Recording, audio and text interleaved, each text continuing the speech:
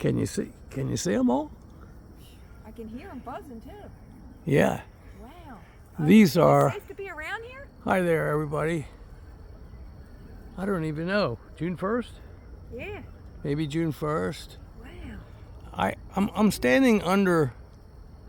Debbie and I are standing under my male pollinator tree.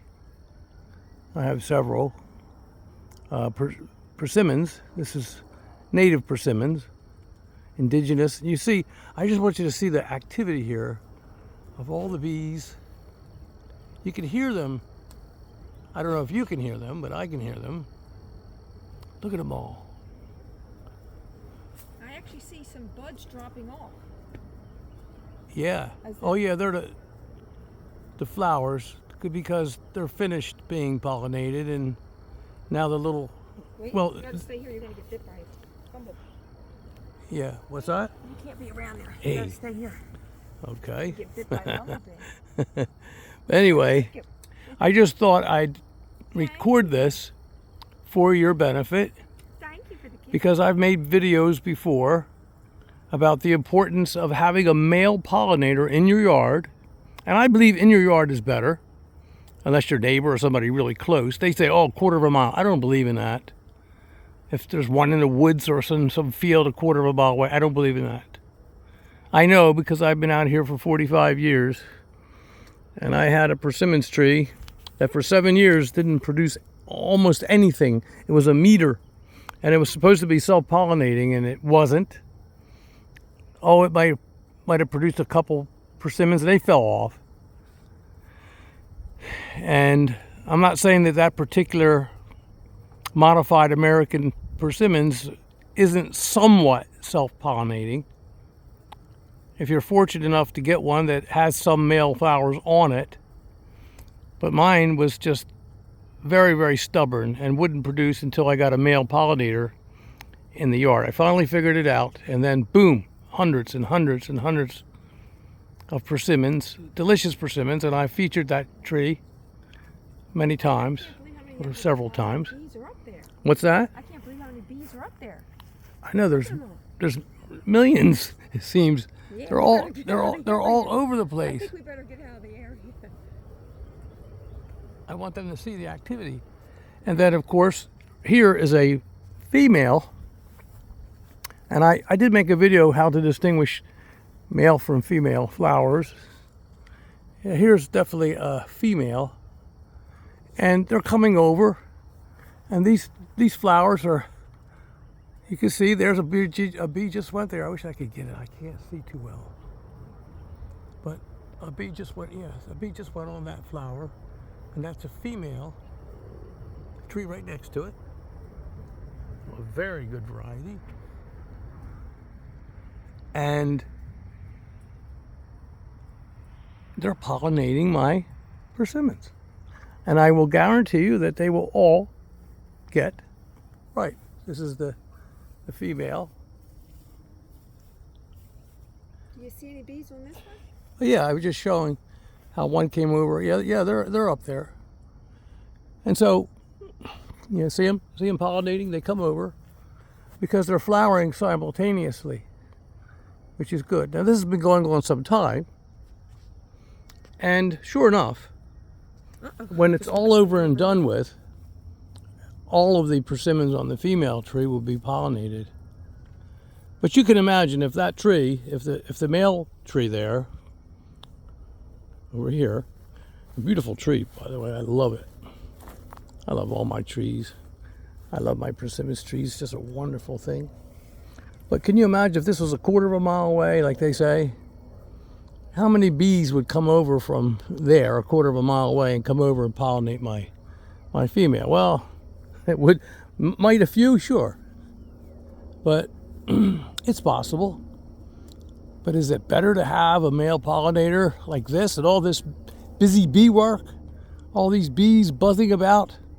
Is it better to have it right next to your female trees? Of course, I have a lot of female trees.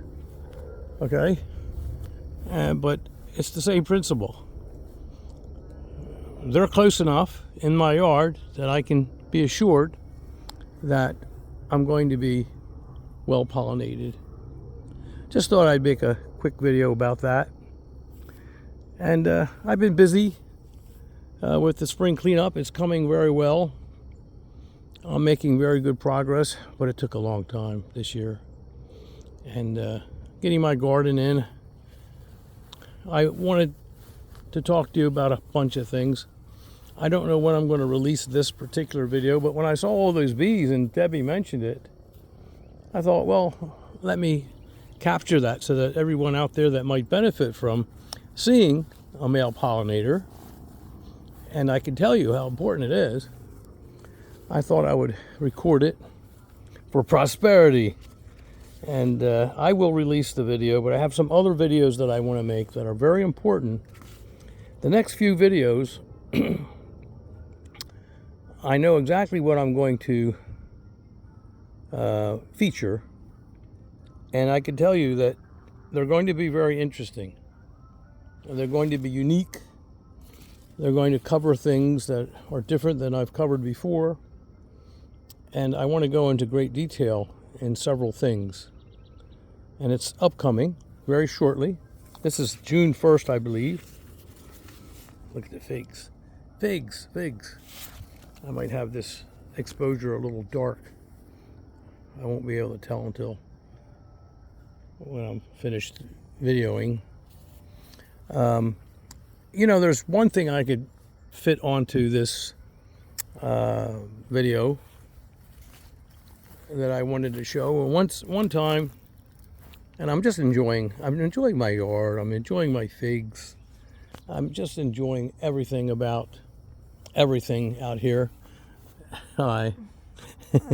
Hey, and even you, little mushrat.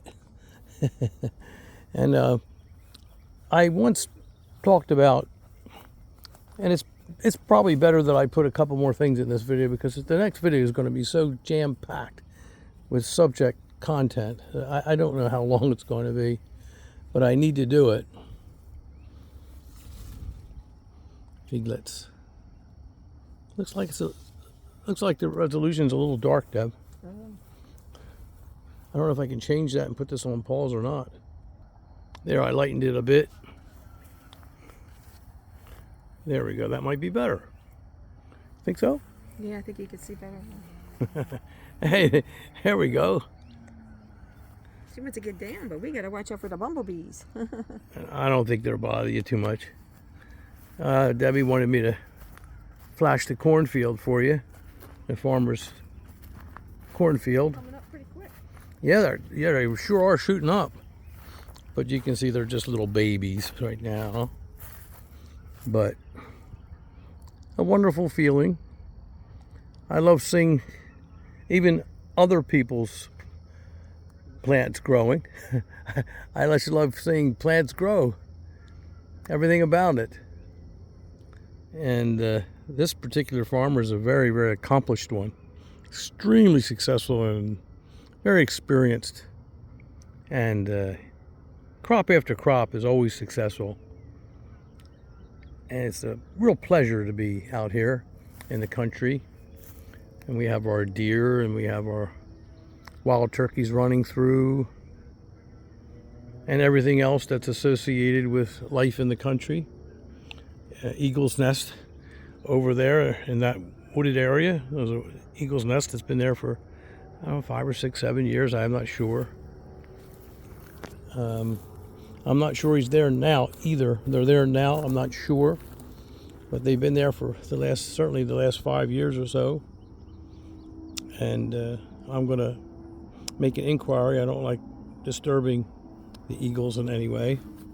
It's just a pleasure having them near our property. It's enjoyable. It's a little worrisome because I read these articles about how sometimes eagles will attack cats and dogs, little dogs. And these are some very big eagles. Eagles are big and they're strong. Are you going? Here's the garden, which has just started. And I've got some Better Boy and Big Boy tomatoes and some. Been a little late this year. Yeah, it's a little late. That's why I made a video. I was telling them that I was transplanting a fig tree, a little fig tree, that I gave to somebody else and didn't plant in our front yard. Oh, Okay. good. Okay. Good. I didn't do that. I didn't do it. Good. I'm not going out in the front. And I made a yard. video with the little basket on it, Yeah. showing how if you're going to transplant a tree late, it's like a we're good doing way to now, protect it, it's a good way to protect it from the hot blaring sun in the middle of the daytime this time of year when it can get really, really hot, and it has been. But fortunately, the last few days have been really nice. Yeah, we've been lucky. And some peppers and some parsley, and our son put up a cucumber fence. So we're going to be putting in our cucumbers when we go tomorrow to pick them up, and put some zucchini in there. Some things, and some Hungarian wax hot peppers that I like very much with my spaghetti and pasta. But I wanted to get back on that subject. I want to talk about figs a little bit. And I once mentioned a Mount Etna type fig that I have. It's an unknown with a very interesting story. Let me walk over there. I'll put you on hold for a second. This is the unknown Mount Etna or hardy Chicago type. And I once mentioned that it is the earliest in my collection. I've had this for quite a few years. And it's a sweetheart because it's a very slow grower. And I encourage it to be a slow grower by never fertilizing it until the figs have set, until the fruit set, like them, see? And that's one way that you keep the tree growing slow. You don't fertilize in the fall. You stop in about middle July. And you do not fertilize in the spring when a lot of people do. You wait until fruit set because you don't want a lot of nitrogen. You don't want a lot of growth with no fruit production. You want figs. And so that's how you keep a tree growing slowly. And the figs, the sheer weight of the figs, the energy that the figs, look at the figs. They're all over the place on this tree. Look, every single place you look, there's just figs, figs, figs, figs, figs. And these figs are going to draw energy from the tree, and they'll keep those terminal buds from growing too much and having long, flimsy, skinny branches that are weak and unable to bear fruit. And then you get a very large tree in time, and you have to do more radical pruning. I like to keep a tree small as many years as I possibly can. You're going to have to do the radical pruning at some point, but to postpone it, that's the key, as long as you can. And you don't want to fertilize any later than, say, the middle of July, because you don't want a lot of, again, growth, long, flimsy branches that will die back because they haven't fully hardened off. If you want your tree to harden off in this zone, 7A, if you want your tree to harden off and be able to withstand the onslaught of winter, then it's a good idea not to fertilize any past, I think, July 15th. You're not looking for growth, you're looking for figs. And then there's other things. I'm going to make a video. I want to tell you other ways to keep your trees from growing too fast. You want a slow growing, fruitful tree. Well, I told you that this one was earlier than my other Mount Etnas, and I have a bunch of Mount Etnas. I probably have 13 different ones right now. And it is the earliest. It's a medium-sized Mount Etna. It's not the smallest I have, and it's certainly not the largest. And it is the earliest. And not only does it set its fruit earlier, and this has a head start. I'll compare it to one over here, a Sicilian Dark, in a minute, which is one of my favorite tasting Mount Etnas. And it not only produces fruit earlier, but it ripens it earlier too. So this tree will be all finished producing fruit, delicious fruit, It's not the best in my collection, but it's very, very tasty. And it's a tree that I give to a lot of people because it's just such a reliable producer and so healthy. It just has so many characteristics that I like. It doesn't split. It's just such a good tree. And it's all finished when my other Mount Etnas are still producing or in mid-production. It's amazing. It is indeed amazing. Come on, Pops. Popsy, come on. Come on. I've got to watch you. Come with me. Come on, come with me. See how obedient she is? So now we'll walk over to my Sicilian dark. I call it Sicilian black, Sicilian dark. You know, it doesn't matter. It's a Mount Etna type. But I'm fortunate that it's one that I'm very, very pleased with. And here next to it is a dark Greek Marius. So very rarely do I have figs growing next to each other. It's a long story. I don't want to tell it right now and hog up a bunch of time. But part of this is Black Greek Marius, which is another very good strain of Mount Etna that I like. And you can see that the fruit here is not nearly as large as those that have developed on the Mount Etna unknown or Hardy Chicago type unknown. Oh, another spider. Look at that. Oh, no, that's not a spider. That's one of them. Do you see it? Gosh. Oh, my goodness. I've been really free of those spotted, what the heck? I'm forgetting what they're called now. What are they called, Deb? I'm forgetting. I'm drawing a blank. I've been working in the yard all day, and I'm a little exhausted, really. I don't know what you're talking about. I wasn't here. There's little bugs that I've got rid of the last couple of years. The lantern flies? The spotted lantern flies. Yeah, I just saw one, a little one. But I've seen almost none in my yard last year and this year after I treated them. But I guess I got lucky, or maybe nature's taking over, and there's some natural predators in the area now that are going after them. Birds, I don't know what. But you see how little these figs are on my Sicilian black or dark Sicilian? Look, there's my hand. Look in there. See how they're tiny. You see that? Yeah. Look at these. They're just hardly coming out. Okay, bursting out of the node. Yeah. You see that? Look. Well, do they seem like they're late? No, I was just pointing out that they're a little later than that one. Mm-hmm. Then that one's always the earliest. They lasted well into the late season, though, didn't Right. These last until frost. they? Oh, no, here's one over And that other one is done long before that. Yeah, that's what I'm pointing out that, and what causes that? I'll be right there. Nobody really knows, but I say that humans had a hand in it.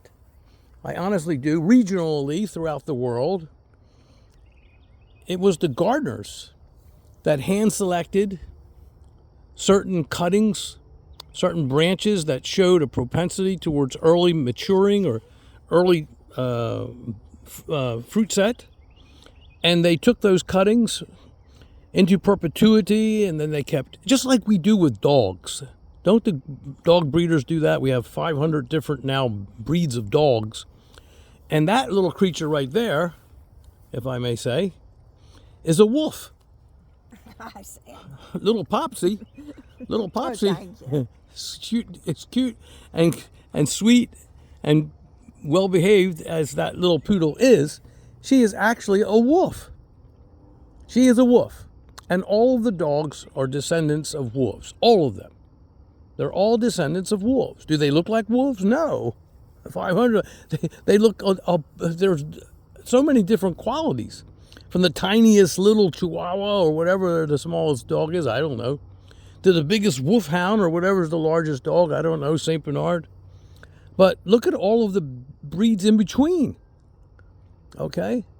And that's because humans had a hand in selecting, not natural selection, not Charles Darwin's on the Origin of Species, the best book ever written on the planet Earth, in my opinion. A fascinating book. But, and I loved it, every page of it. It's so well written. I highly recommend it.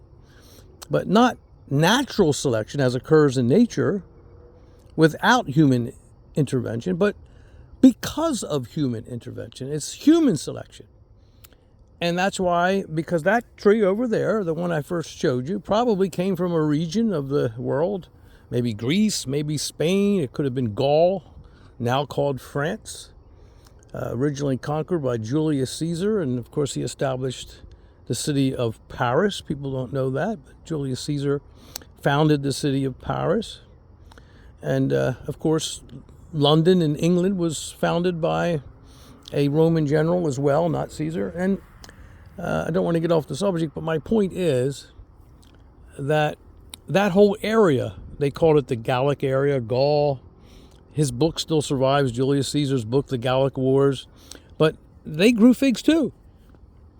And then after the Romans conquered France, they had figs there, and then in Spain, and in Carthagena, in northern Africa, and in Egypt, and Greece, and Macedonia, all of the places that you might imagine, Portugal, that you might imagine there would be figs, and be horticulturalists and farmers.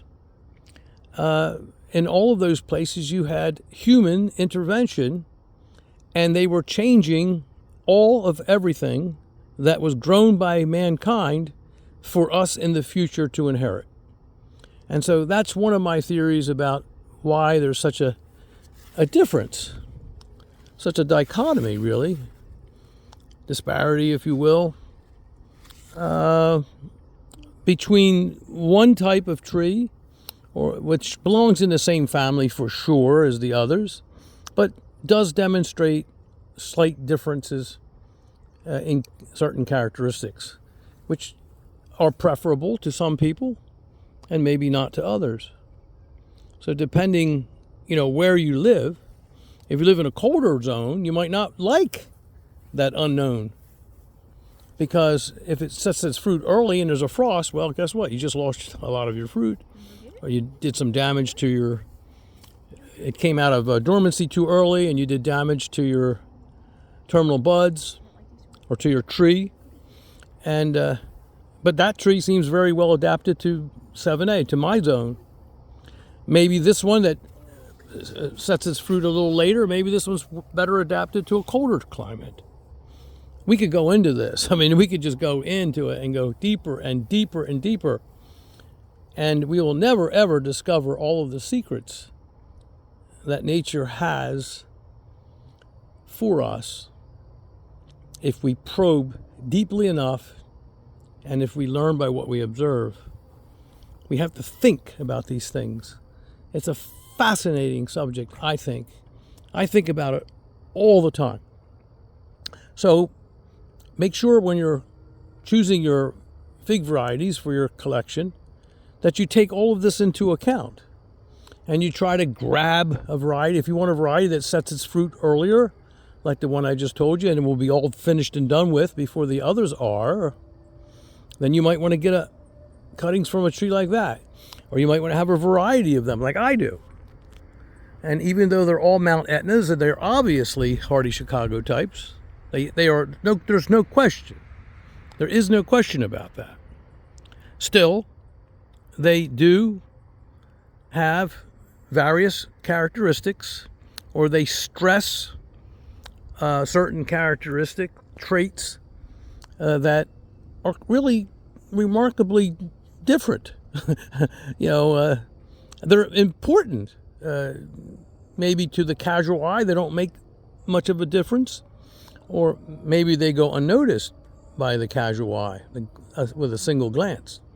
But for people that are really, really looking to tweak out their fig production and their collection, well then, it might matter a lot to you. It matters to me. if I don't like a fig variety in my collection for one reason or another, I get rid of it. And boy, have I gotten rid of. I'm not exaggerating. I don't do it if I can prevent it. It's not intentional if I do. But I have gotten rid of 100, at least, more than that, varieties of figs. And even in the same family, I have gotten rid of many, many, many, many so-called fig varieties because they just did not demonstrate the characteristic traits that I was looking for in a fig. When another would definitely have those characteristic traits, and I would certainly prefer them. And so, in the end, I end up with those that pass the test of time and demonstrate the qualities that I'm looking for, and the ones that don't, gone. See you later. Sayonara. Yeah, that's the way it goes. So, with that, I don't want to wear out the subject anymore. We just look up here at my Nikita's gift, which is bearing. Look at the fruit set already. Can you see it? It's all over the place. Nikita's gift, a wonderful gift. My wonderful persimmons tree, delightful, one of my all-time favorites. Look at it, lots and lots and lots of persimmons. And here's the Seijo. Look how big the Seijo is. Look at that. My goodness, it towers over the house. It's very big. It's beautiful. It's wonderful. It's productive. The next video, I don't know when I'm going to release this, but maybe after the next video. I'm not sure. But the next video is going to be my first walkthrough through my fig orchard, which I'm very excited to share with you. With that, we'll talk again. This is my Seijo, one of the best tasting fruits in the world, in my opinion, and in many, many, many, many people, many gardeners' opinion, Seijo is one of the best of any fruit in the world. It's a very good fruit. I've talked about it before, so we won't talk about it again, especially not right now. But, that's all a subjective matter. It's up to you. Whatever you decide that you like the most, well, that's the best one. Okay? With that, good day. Thank you for visiting.